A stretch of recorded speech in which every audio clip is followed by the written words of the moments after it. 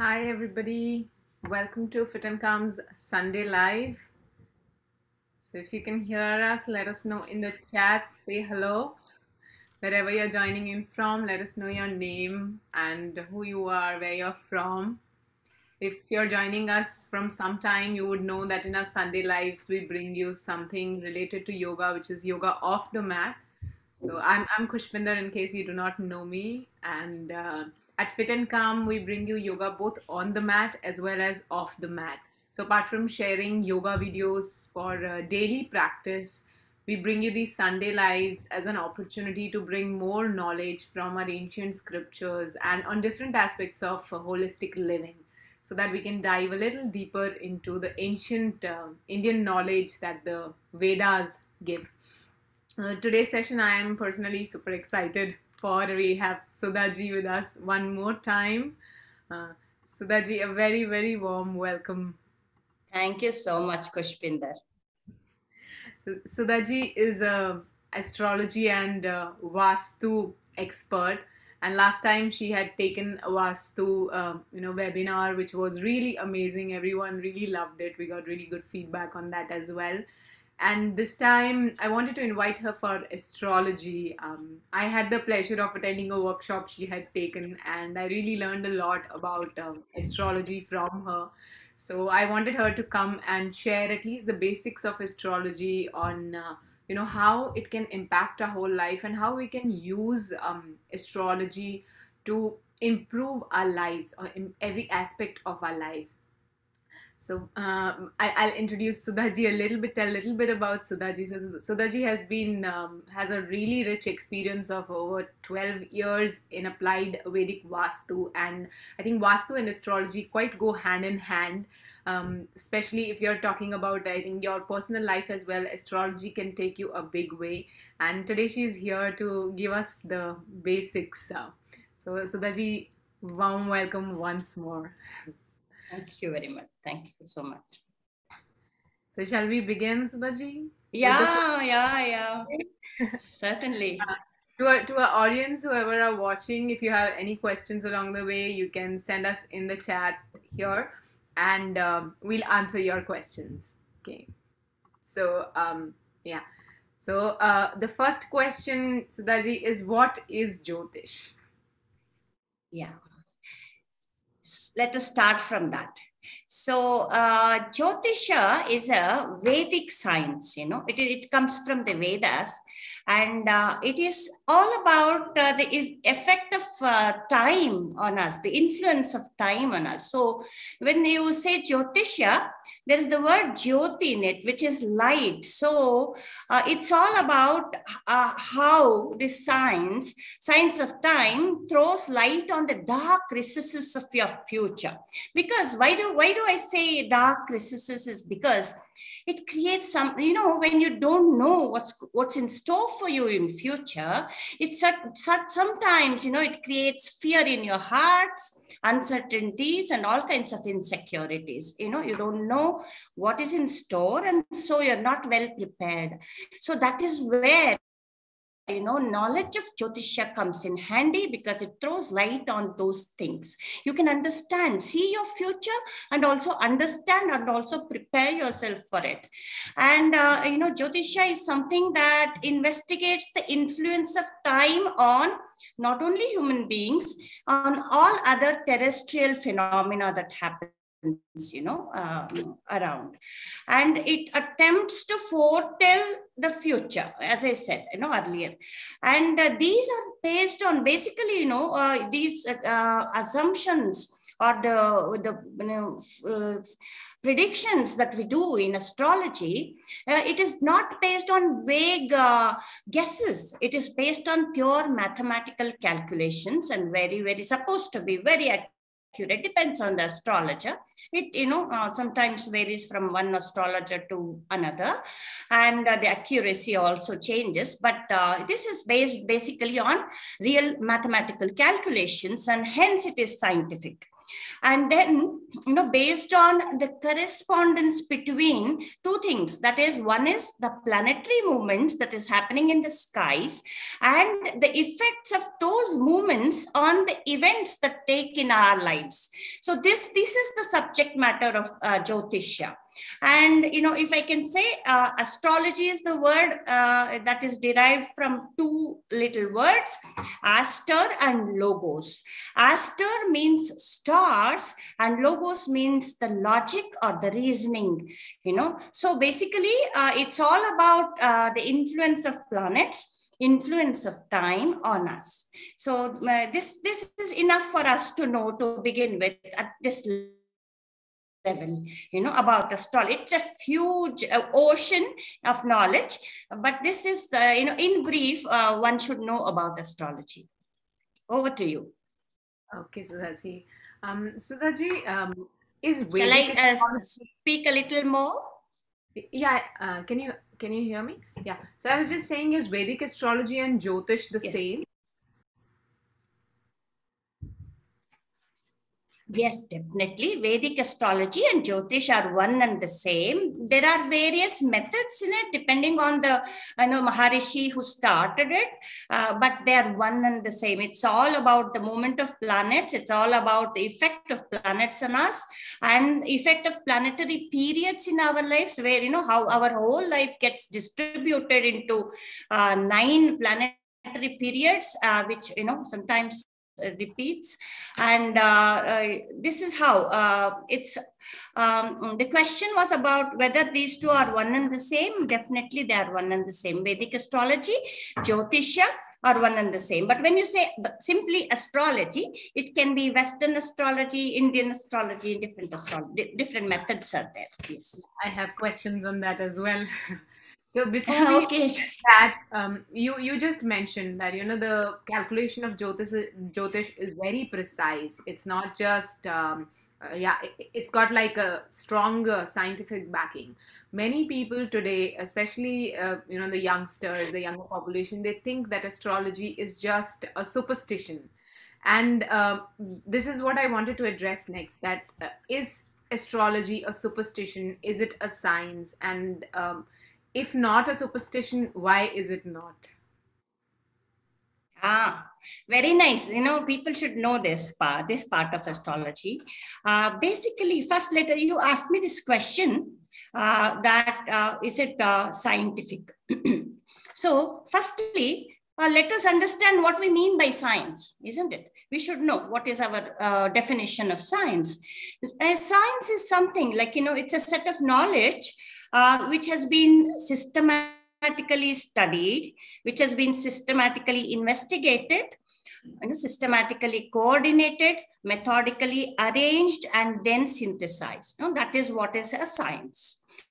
With that definition in keeping in mind, definitely Jyotisha is a science, because there has been a lot of documentary evidence and also scriptures available, and they're very nicely written and they're still available, though they are from the Vedic periods. Later people put it on documents and they're there and they're studied over a period of time, and also the effects are also documented very well by various people, all across the globe. So even the Vedic astrology is studied outside India also these days. So every set of data is available. So it is a science. But the thing is, when you said, the fact that you're asking me this question, this is in everybody's mind. Like even the educated people, they consider it as a superstition simply because their ground for that particular thought process is that modern scientists do not give it that status of science. They have not still given the status of science to astrology. That is the one. And that also, they also excuse themselves of any kind of investigation. They don't invest their time into it. They don't study it, but still they simply outright reject it. This is very narrow-minded, I would say. One has no right, to reject something about which he has no knowledge, isn't it?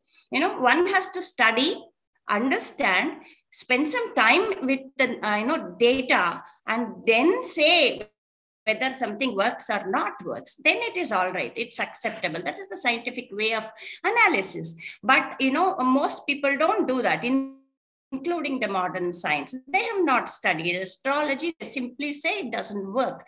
So that is not correct. So now I will give you some facts. Before that, I want to say that our ancient Rishi Munis,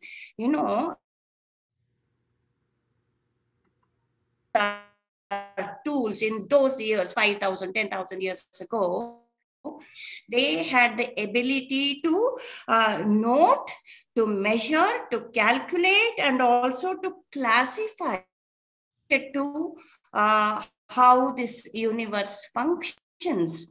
Those are the things that are there in astrology, how the effect of universal forces on us. So this is how we can, how did these Rishi Munis have that kind of abilities? Because of their yogic practices. People who practice yoga definitely over a period of time have an elevated level, the evolved consciousness levels, and they're able to grasp so many things directly by just mere existence. They don't have to sit and study something. In their meditative states, they will understand many absolute truths about universe. So this is about how all the Vedic knowledge is used by them as a gift of nature for the welfare of mankind. It's not like any other science which is put somewhere and used. Like for example, there are so many branches of modern science which are simply there, like geology, for example, a lot of statistics, but when they are put to human benefit, welfare, then it is said to be a science. So that they did in the Vedic periods.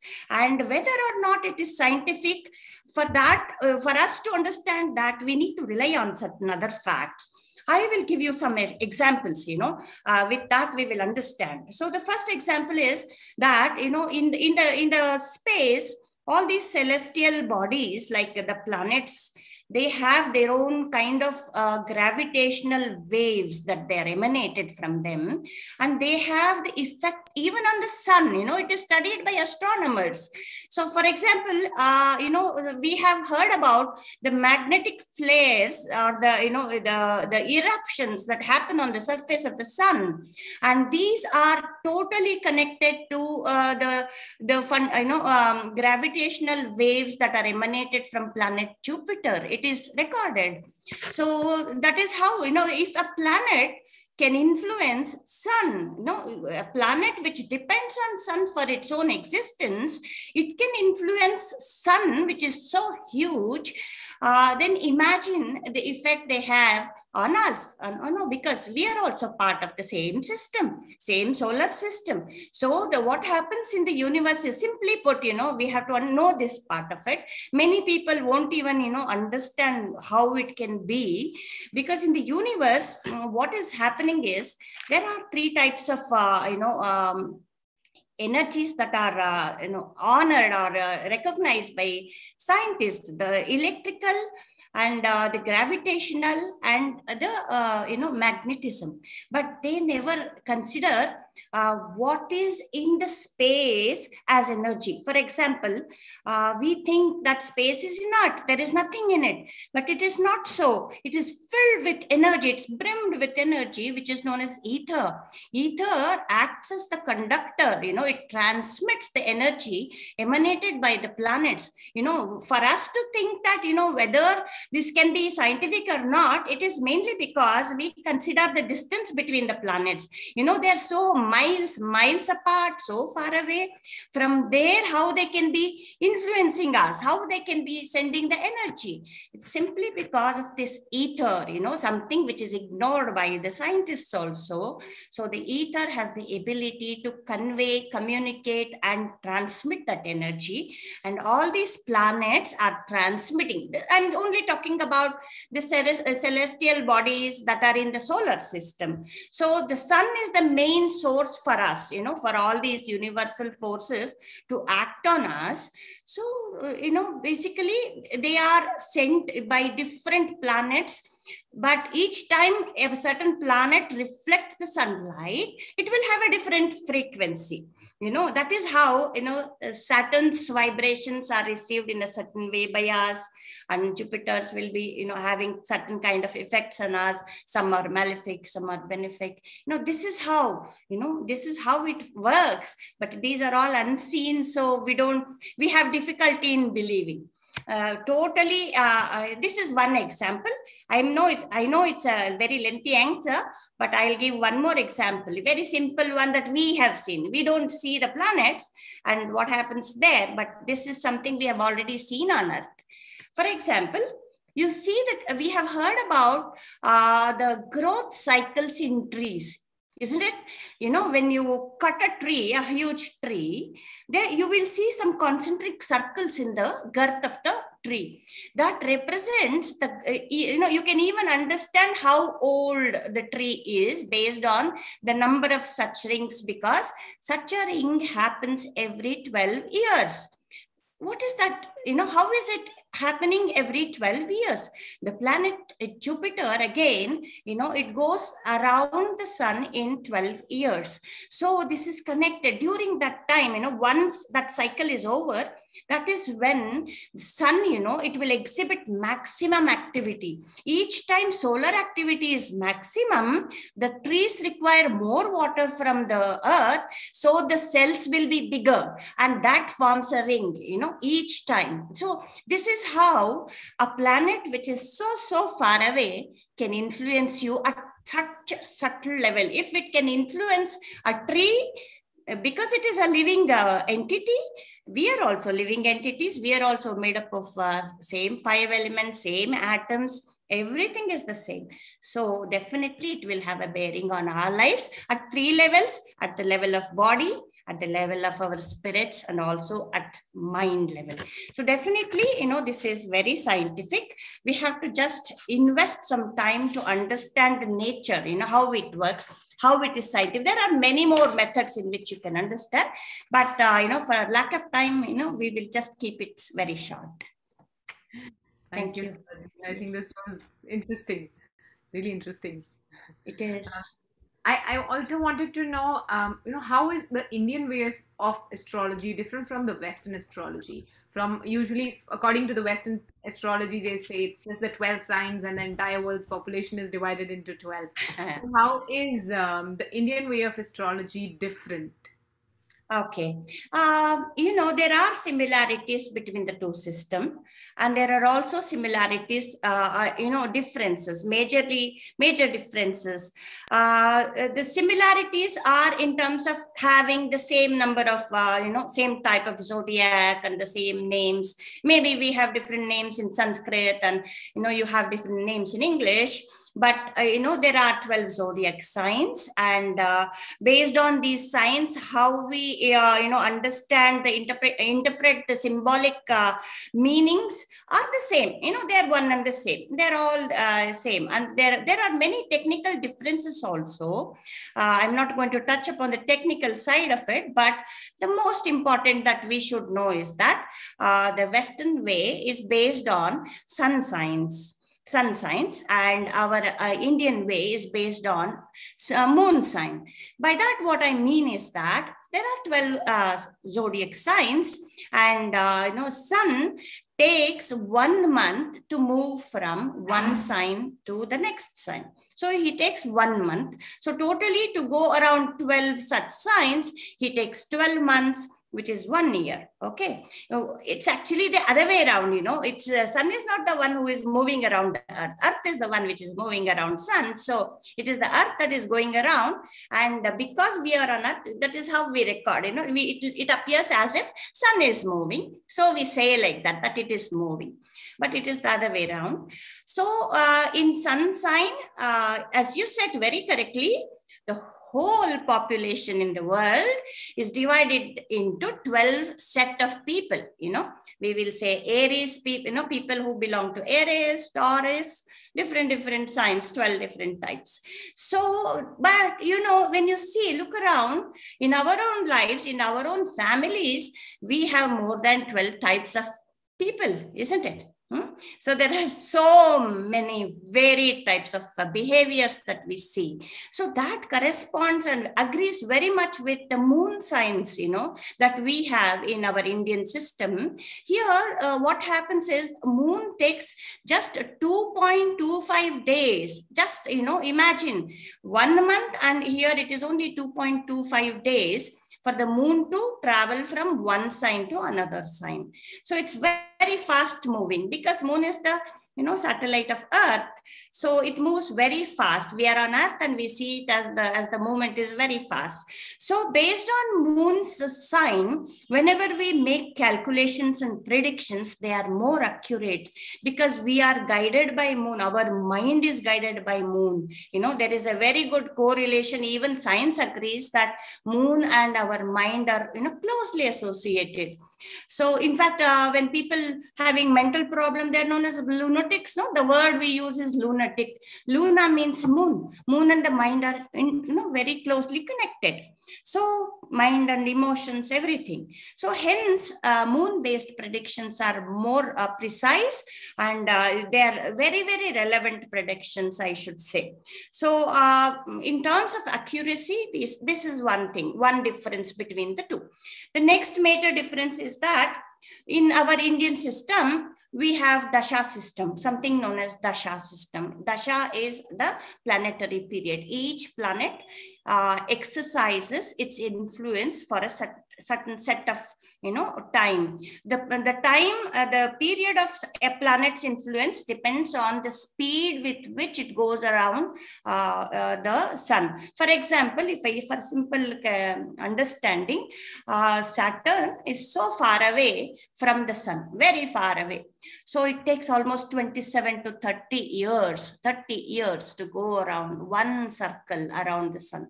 So it's like that. So Dasha of Saturn, the influential period of Saturn is, 19 years. Whereas, sun's own time is around 6 years. So it's like that. So Dasha system is not there, not used for predictions in Western astrology. That is another one. The third difference, major difference that anybody can see is that in the Indian system, we do not consider the effect of Uranus, Neptune and Pluto at all. They don't have direct correlation at all on our lives. That is how we consider. Whereas in the Western system, they are as equal as any other planet, and they do consider the effect of Uranus, Pluto and Neptune. These are the major differences that we should know. There are many more, like they are very technical, like from where, the zodiac is considered, the sidereal time, and the tropical time, they are different, and it needs a little bit of prior information for people to understand. Okay, so that's, I think for now this is sufficient. But now I wanted to talk about Kundali, which is your time of birth. Like in Indian astrology, everyone has, according to their time of birth, their Kundali is very, very, it's very different from anyone else. So how can your time of birth tell so much about your life? Can you tell a little bit about that? Yeah. For that, I rely on something what is known as karma theory. We say every karma is action. Any action that we have done or we do brings with it an effect, and that leads to another action. When you do good comes back to you. That is how we understand. We teach our children also, you be good and do good, so that you also receive good in your life. So this karma, in fact, the kundali is nothing but, it's like a map. It's like a map of a soul's journey. One soul is created initially by the divine for a specific purpose, and it has to go through several births to reach that particular destiny. And I would say this current birth is like a it is like it's like a continuation of what we did in our previous birth. It's like taking one step forward towards reaching that destiny, and that destiny is nothing but again merging back with the divine. And this divine is something which is beyond time, beyond space and everything. It has no past, no present, or no future. But whereas we, our previous birth, present birth and future, we have these effect of time on us. So to go beyond that effect of time is to merge with the divine. So this is the journey of the soul, and this is beautifully depicted in our kundali. And when a person takes birth, the time of birth and even the place of birth is all predestined, because this is based on what we are supposed to go through in this particular life. All the karmic baggage that we have brought for this particular lifetime, that is depicted. It is like a picture. An astrologer can easily see by looking at the planetary positions. He can tell you what kind of events are in store and when are they going to happen. Everything you can understand. It's a very scientific one. And to understand the influence of planets, there are many ways, because it depends on many things. One is, I will tell you, it depends on where a certain, can we have the picture of that 12 signs, the zodiac, because it will be easier for people to imagine. I'll share it.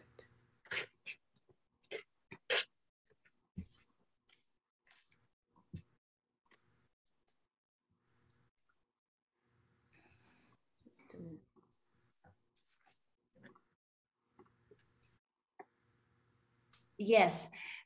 So here we are looking at a zodiac sign, containing 12 signs, and this is in the South Indian system. And you see 1, 2, 3, 4 written. This is all 30 degrees of space. Totally, it is 360 degrees around you. That is how a kundali looks like. And for just read the names, the top ones: Aries, Taurus, Gemini, Cancer, Leo, Virgo, Libra, Scorpio, Sagittarius, Capricorn, Aquarius, and Pisces. These are the 12 signs. So each of these signs, if a planet is placed, for example, you see planet Sun is in the 7th house, which is known as Libra. Okay, so where a particular planet is seated also matters. There is a corresponding effect of a planet. I will come to that. So the way a planet influences you depends on many things. One is first is the very nature of an individual planet. For example, when I talk about planets, if you take Sun is the one which makes you very self-reliant. It is its nature, because Sun is the only one. He's like a king in the sky, isn't it, in our solar system?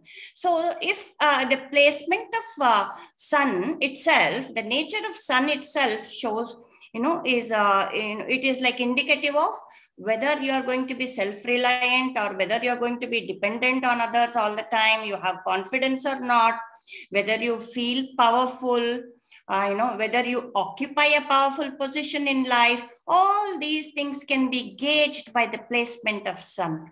Just one planet can tell so much, and where it is placed also matters. I'll come to that as the second point.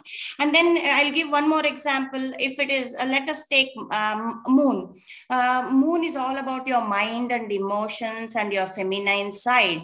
Even men have their feminine side. So the Moon's placement shows you about those aspects, and also about the mother. Basically, it's known as Matru Karaka.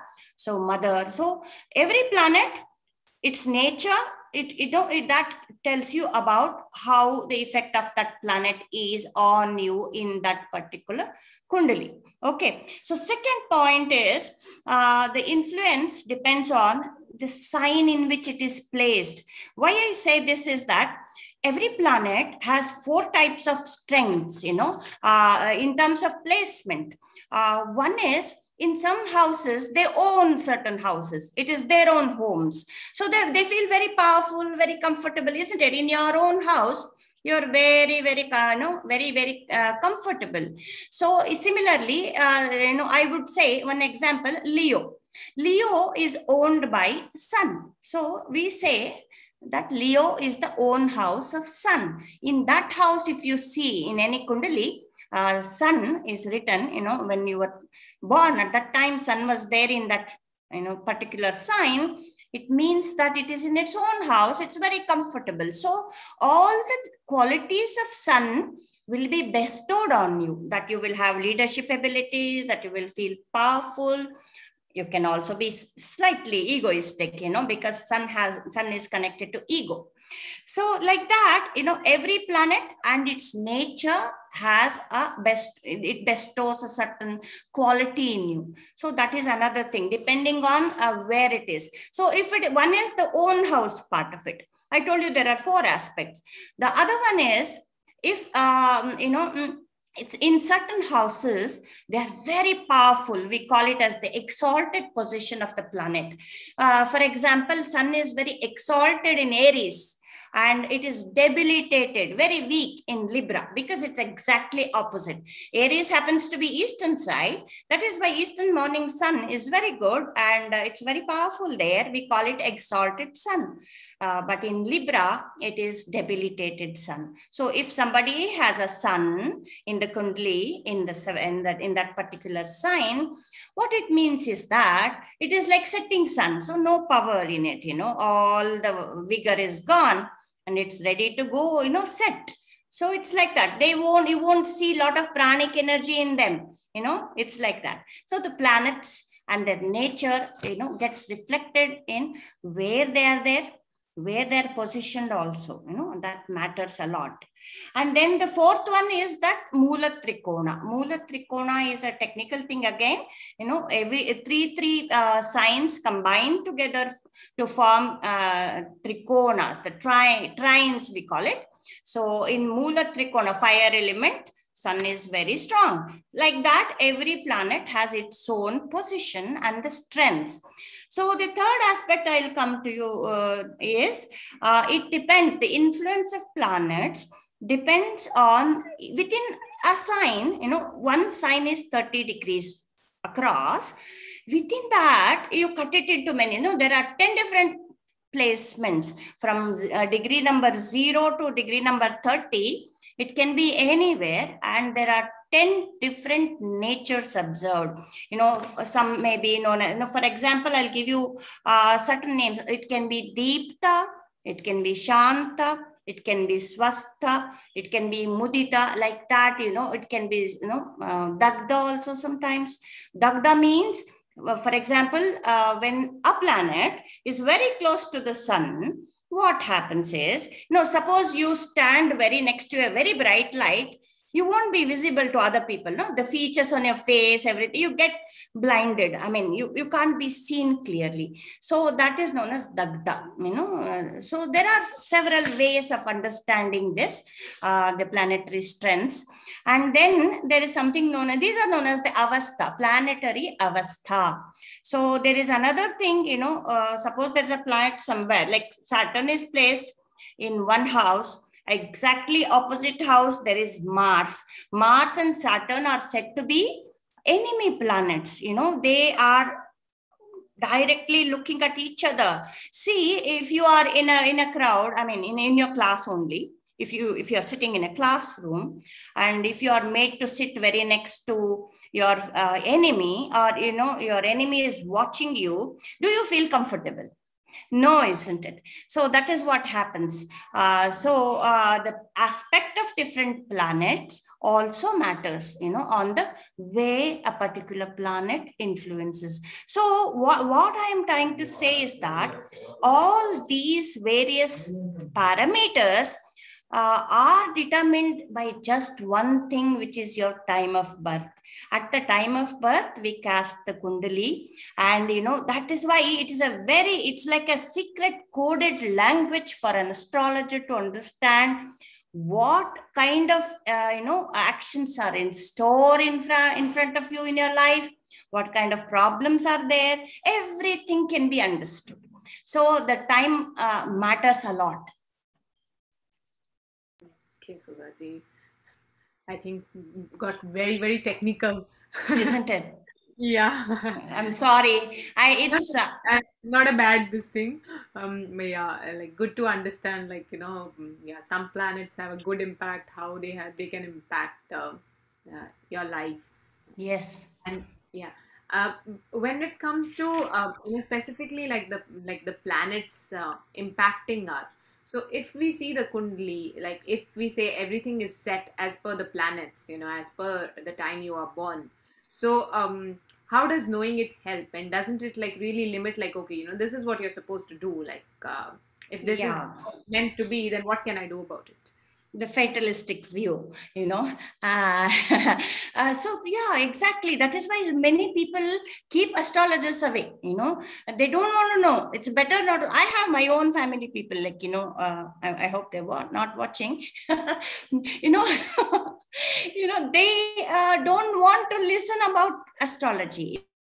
That's okay, because sometimes, living not knowing certain things, that's also fine. That brings out the adventure in you.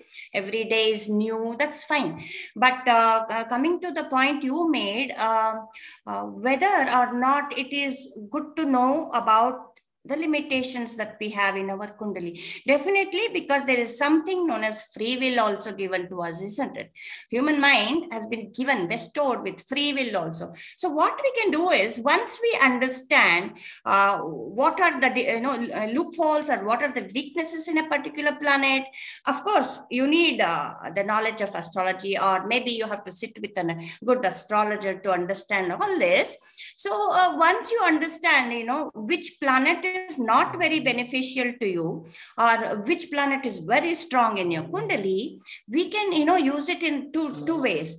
Wherever there is positivity, you focus on it, you grow there, you invest your time and energy in that particular zone. For example, if your third house, in your kundali, every one of these 12 houses, it contributes to a particular aspect in your life. I'll come to that later.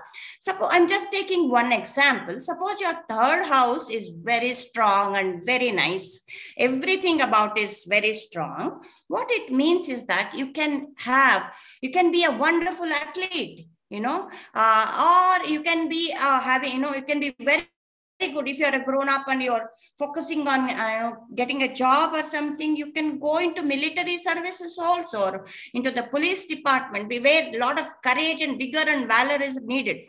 So what I'm saying is, when you know what is your strength, you can focus there. Even your career, for example, you can plan your career around your strengths. Instead of, sometimes we don't know, for example, my own husband, he's a mechanical engineer, basically, and then he ended up working for a bank, where all that he learned about mechanical engineering was not used. It happens in many lives. So what I'm saying is, learning a little about the planetary strengths in our own kundali really helps you make proper decisions. And also these understanding the dasha periods, when is a favorable time, when is it not a favorable time, also makes you understand how you should use that time. So for example, in my own kundali, planet Guru is in losses now. Right now, it's in its weakest placement. So here I need not. That is why, the whole of the year I did not take up new projects like teaching, teaching assignments, etc. No, only I just focused on my work only, the remedial Vastu part of it, not the teaching Vastu part of it. So like that, you can know how to plan your future once you know your strengths. Suppose you know your weaknesses, you have various ways of handling that. Every planet, a weak planet can be strengthened by doing certain practices. It can be as simple as chanting a mantra on a daily basis, or it can be sometimes, like getting some puja performed, like if you have some dosha, like a serious dosha, like Rahu or something, you can get a Rahu parihara done, you can eliminate such effects also. That can be done. So that way you are bracing yourself for the adverse moments also, and whatever is supposed to come and hit you in a very big way, it may just touch your toe and go away. It may not take your head, but it may just make a small scratch on your body. It's like that. To that level we can be prepared. We can eliminate the ill effects of these malefic nature of planets. One more example is, you can also work on the negative side of it. And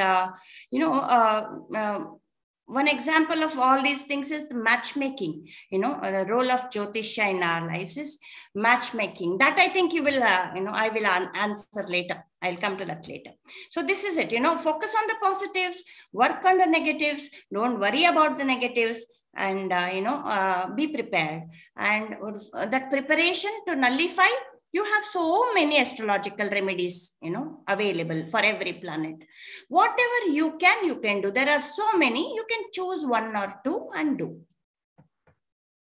Next question is, Sudhaji, what role does Jyotish play in various aspects in our life?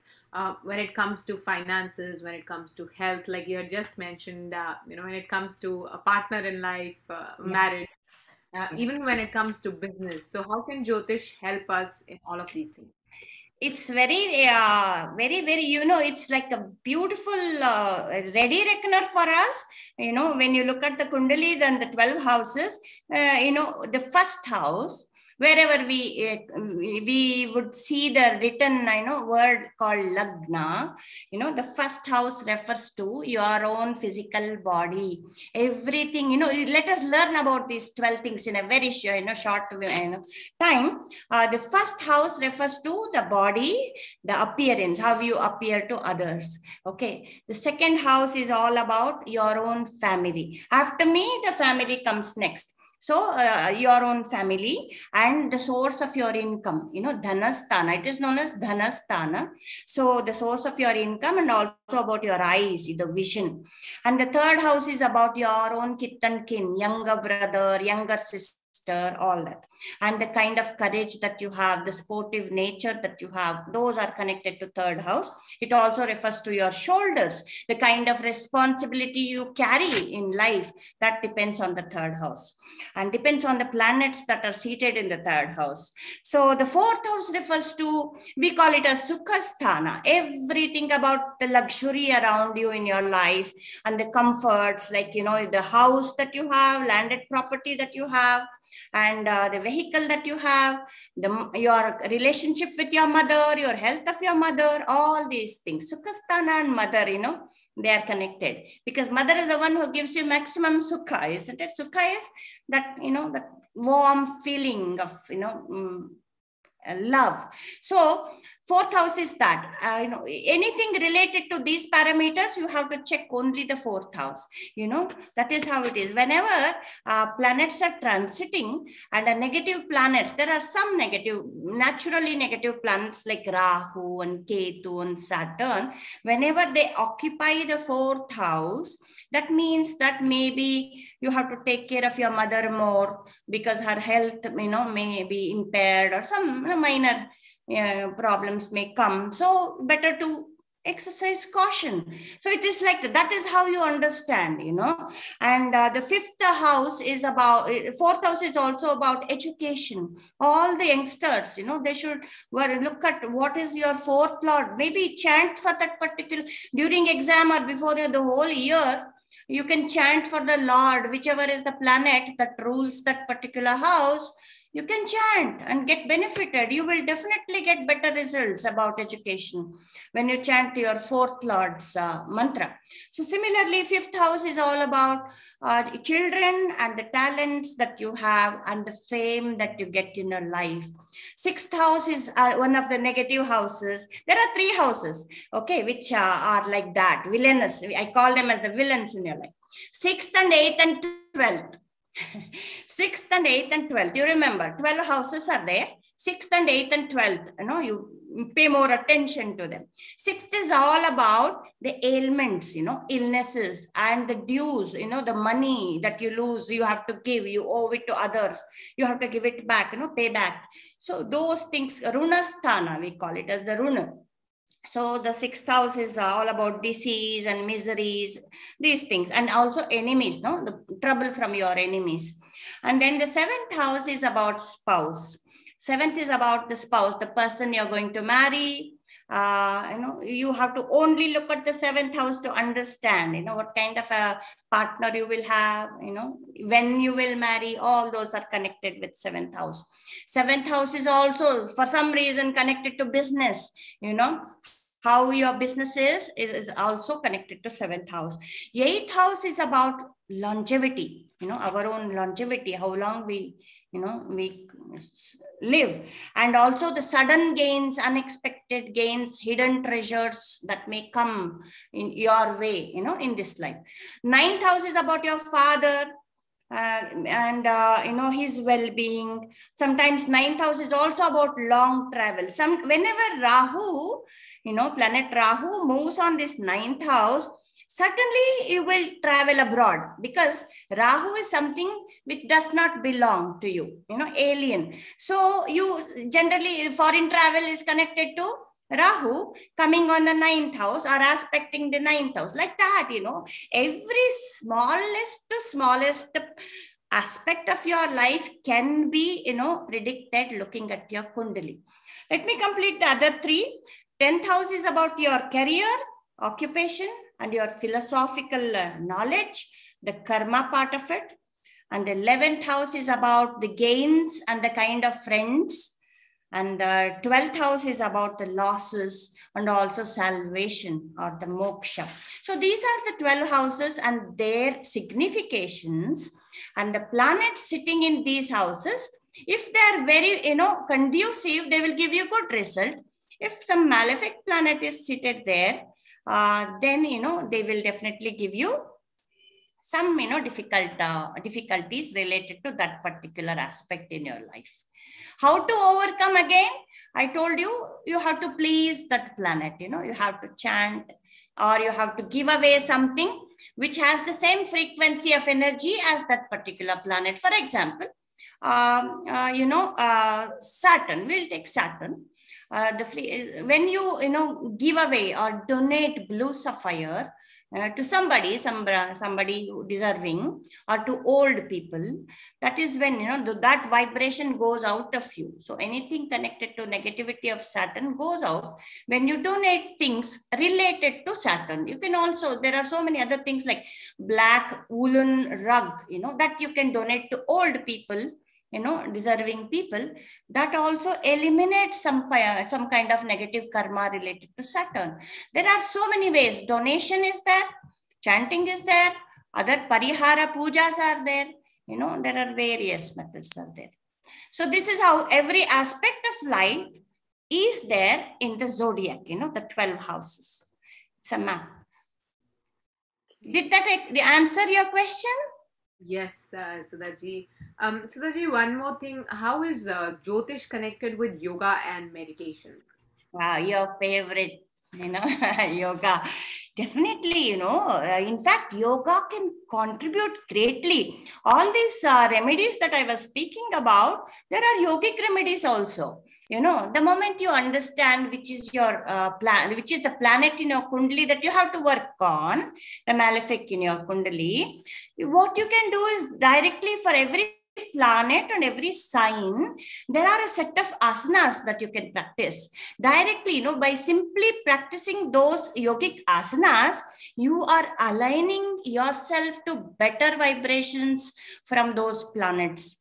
So you have to, as a yogic expert, maybe you want to know the different asanas that are connected to these signs. I will quickly go through them, and maybe later I can share it with you also for reference. Aries, the warrior pose. Do you call that as Virabhadra asana? Because I am not a yogic expert. I just know a little basics of yoga, like pranayama and few asanas, Surya Namaskar, but I don't know much about it at all. So Aries, it is connected to, whenever Aries or anything connected to Aries, planets seated in Aries are weaker, you can strengthen it by doing warrior pose. That is amazing, isn't it? Because you already know it. You just have to do it. That's it, So the Taurus, it is the bull pose. It helps you in grounding. And for Gemini, I'm just reading out of a list in front of me. Gemini, it is the downward dog, Adho Mukha Svanasana. I think it quietens the mind, and it calms the chattering mind. Is that true? Definitely. Okay. So the cancer related, the sign Cancer, cobra pose. Cobra pose, it works on your heart region. It helps, that way. And Cancer happens to be 4th house in the natural Kundali. 4th house refers to chest region. See the connection, beautiful connection. And then the Leo, the lion pose. The lion pose. Then for Virgo, the Nabhyasana. I don't know what it is, but it is Nabhyasana. And the Nauli Kriya. It improves your instinctive feeling. That is the gut feeling. And Libra is all about your balancing asanas like Trikonasana, Nataraja asana, those are connected to Libra. And for Scorpio, the Scorpio pose, obviously.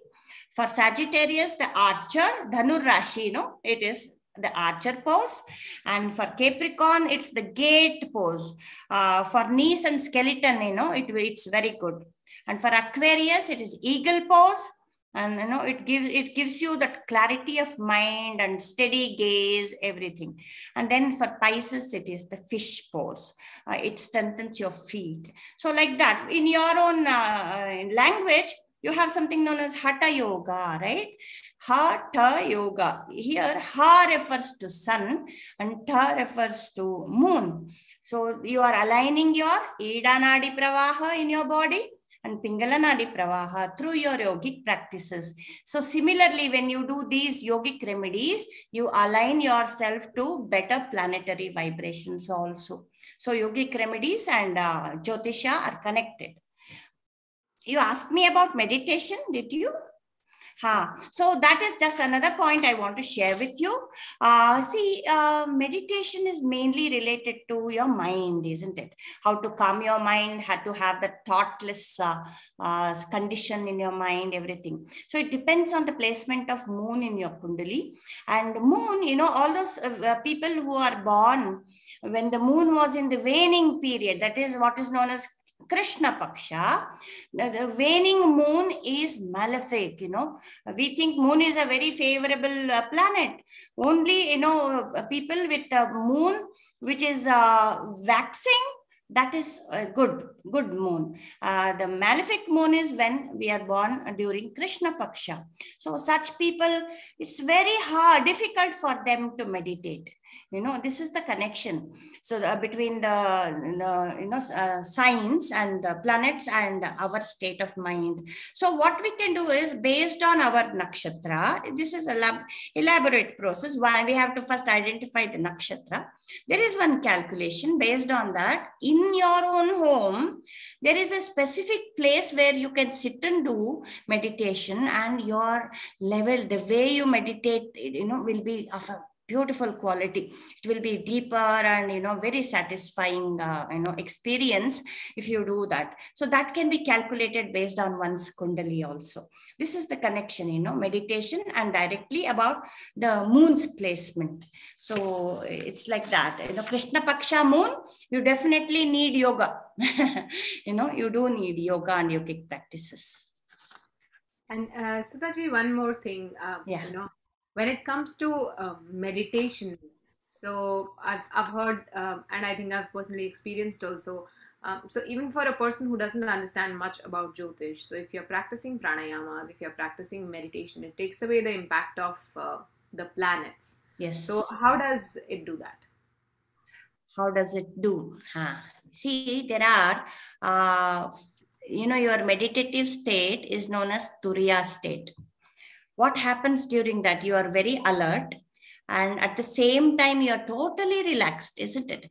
In that state, what happens is the effect of time and space get totally annihilated in that state. That is how, the more you meditate, it's as simple as that. You just come onto a different plane altogether. You don't exist in the plane where the effect of time, effect of space, effect of where you live, the energies around you, and also the planets, they don't exist when you are in Turiya state. Because you emanate alpha waves which are in tune with the nature. That is how it is. It's as simple as that. It's like, you are like a transistor or a radio, and you've just tuned to the right vibration that sends out, keeps all other vibrations away. As simple as that. That was beautiful. I think, shall we do a short chanting meditation now? Please. So every Sunday we anyways do. Today we'll do a small one because we're with little time. So before that, let's shake our hands. Let's bring our hands in front. Shake, shake, shake. You can shake the head. You can shake the body. Just take the hands to the right. Back to the center. Take the hands to the left. Take them up. Shake, shake, shake. Take them in front. Shake, shake, shake. You shake for last 5 seconds. 5, 4, 3, little faster. 2 and 1. Let the palms be open to the ceiling, resting on the thighs or the knees. Relax the body. Relax the breath. Notice the sensations in the hands. Take a deep breath in and breathe out completely.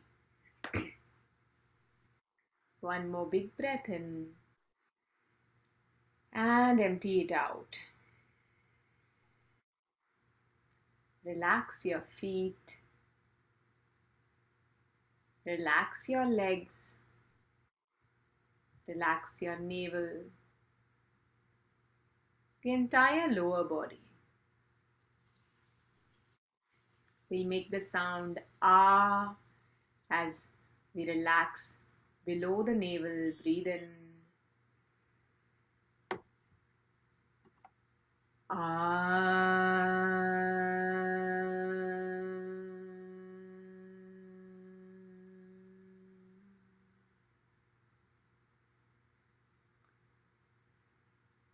We'll make the sound ah once more. Inhale.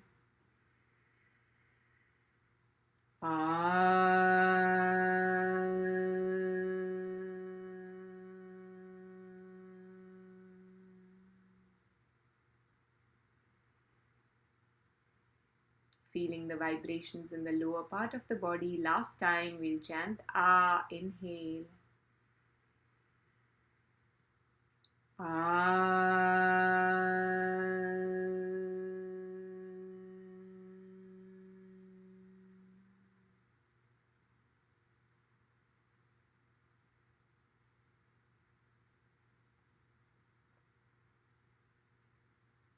Take one more breath in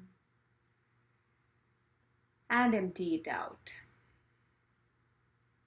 Become aware of your chest, your shoulders, back, Relax your arms. Notice the breath going in and out. Feel the chest rise and fall with the breath. Feel the rib cage expand and contract. We'll make the sound ooh 3 times. Breathe in for ooh, keeping a gentle attention on the heart region. Ooh.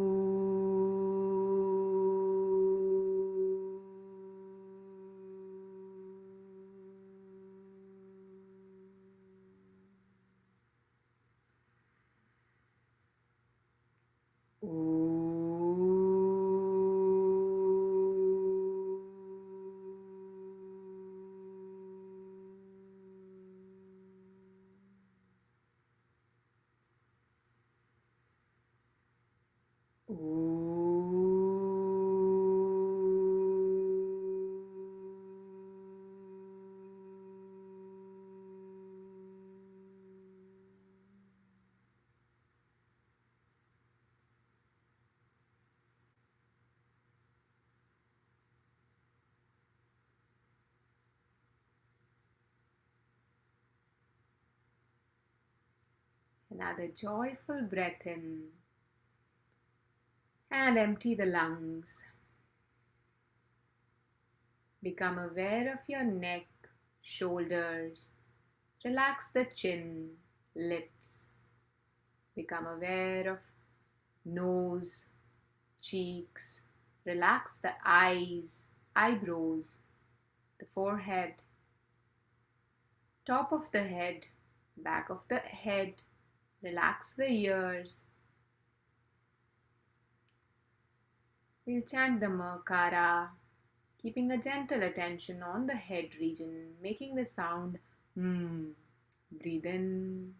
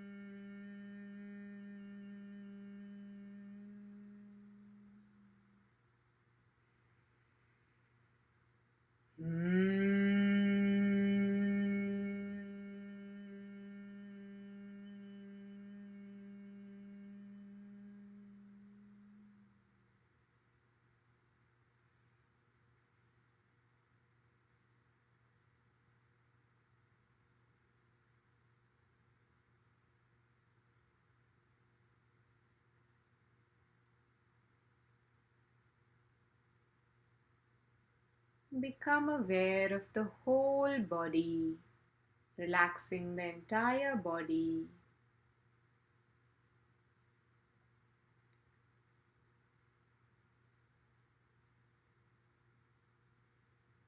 We'll make the sound Om once as we take our attention from the toes up to the top of the head, as the spine goes upward, as the heart opens. Inhale for Om.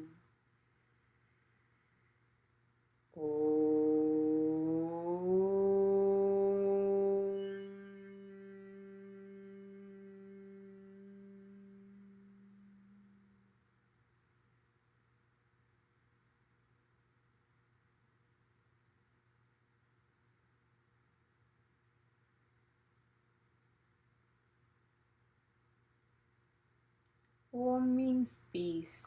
Om means love. Om means positivity. Feeling all that within. Rest and repose in yourself.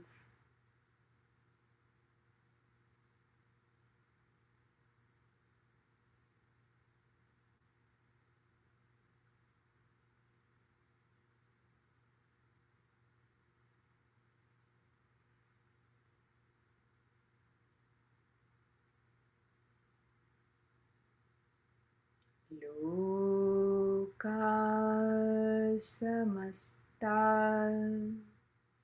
Sukhino bhavantu. Om Shanti. Shanti. Shanti.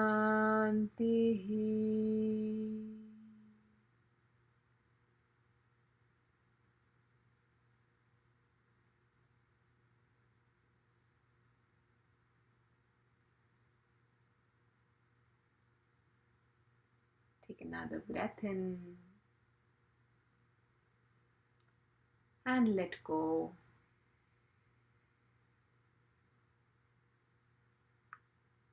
Become aware of your breath.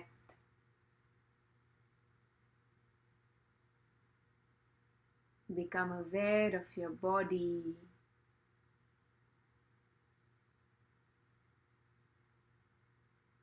Become aware of the surroundings. With a smile, take another breath in. And with a bigger smile, breathe out.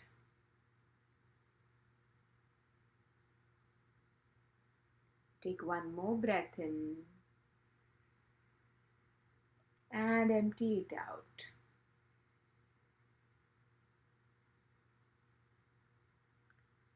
Slowly bring your palms together.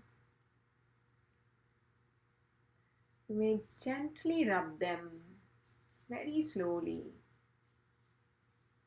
Place them on the face. Feel the skin of the face with the hands. And taking your own time, slowly you may open your eyes.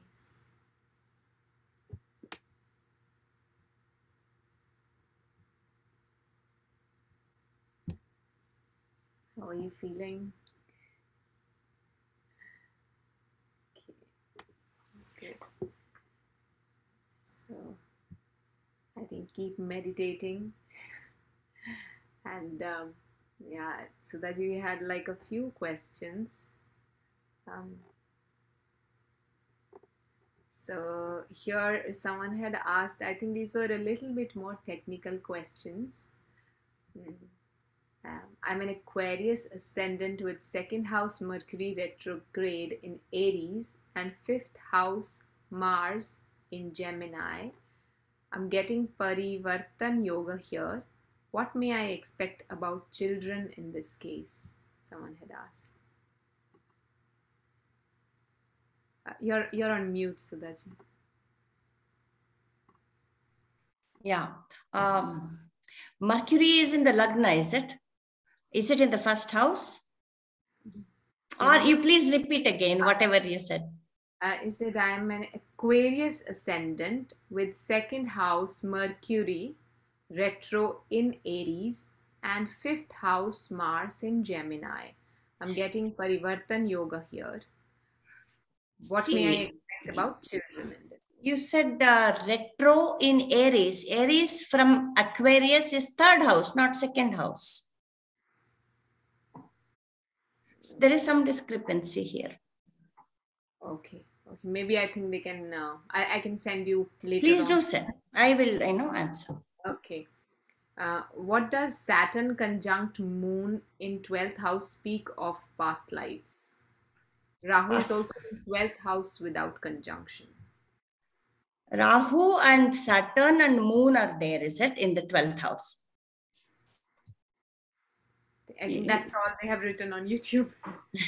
Oh, sorry, I shouldn't ask you to explain things to me. Okay.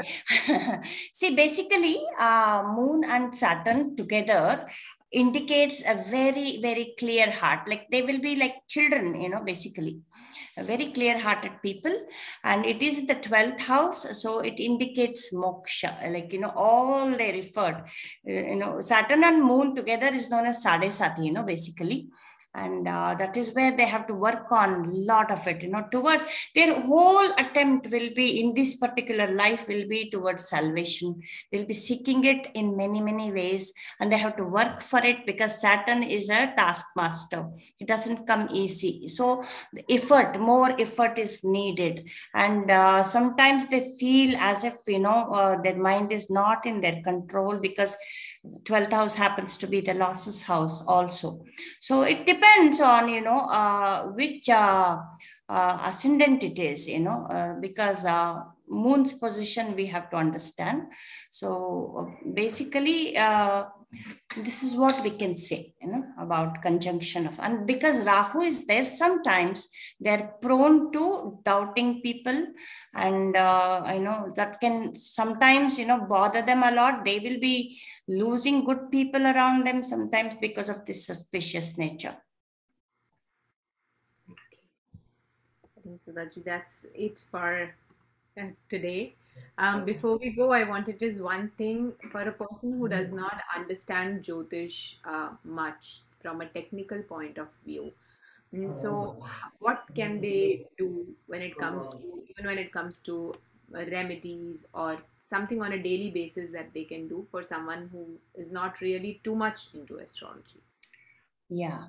First thing is, if they really want to know about, because, sometimes you blindly do several things. It may not be required, you need some specific solution for a specific problem. So best thing is, to find a good astrologer, sit with them and understand the Kundali first and take suggestions from them based on the placement of the planets.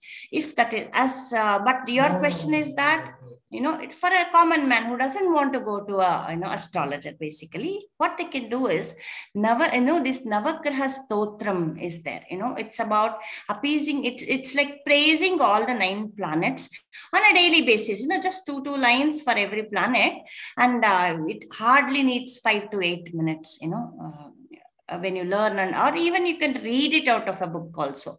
So chanting Navagraha Stotra every day is a wonderful way of keeping all the planets happy. That is one thing. Another thing they can do is just basically take care of your sattva, try to build your sattva in you, like eating right food, speaking right way, and, dealing with people in the right manner, just the way you want others to deal with you. You deal with them. That's it.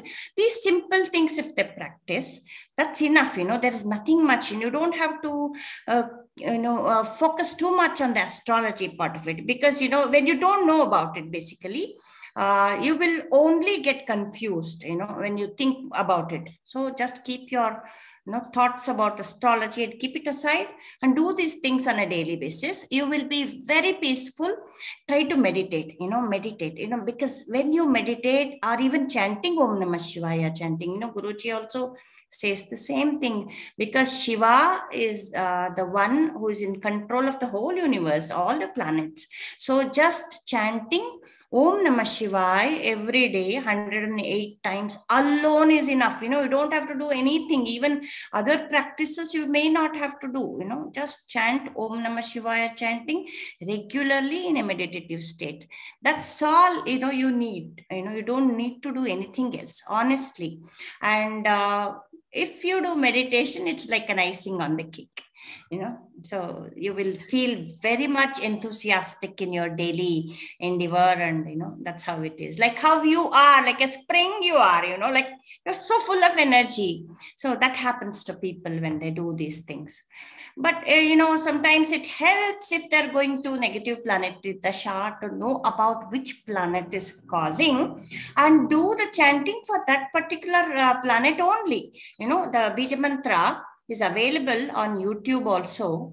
Just learn which planet is bothering you then, and just do that. And the other last one I want to suggest is, suppose you know a little bit that you are going through a particular dasha, So that planet, whichever dasha is happening, that planet's chanting you can do. When you do that, the whole period is very favorable to you. All the ill effects are nullified. Chanting definitely, because mantras have a magical, mystical way of removing the karma from you. So I rely, I don't give any other kinds of remedies like wearing gems for a planet. No, not even, I'm not wearing any, not required. When you're into chanting and meditation, these are the two things. And if you are feeling generous, sometimes donating whatever you can to people who are in need, that also really, really helps you. These are the only simple things that anyone can practice, in their daily life. I think that's really nice. So keep your sattva high, keep meditating, keep chanting. Om Namah Shivaya is one thing. And yeah, be happy, donate, be Navagraha Stotra also. Navagraha Stotra. Yes, yes. Yes, yes. Navagraha Stotra. Thank you, Sudhaji. Thank you so much for taking out time today. And thank you to everyone who's watching us live as well. So I think that's all for today. If you have any more questions, you can just leave it over there. Maybe later on we can send it to Sudhaji and send you a reply later. Definitely. I will do that. I'm very happy that you invited me. Thank you so Thank you, much. Sudhaji, for coming and sharing your knowledge and wisdom today. Thank you. Thank you to everybody. May you stay fit and calm.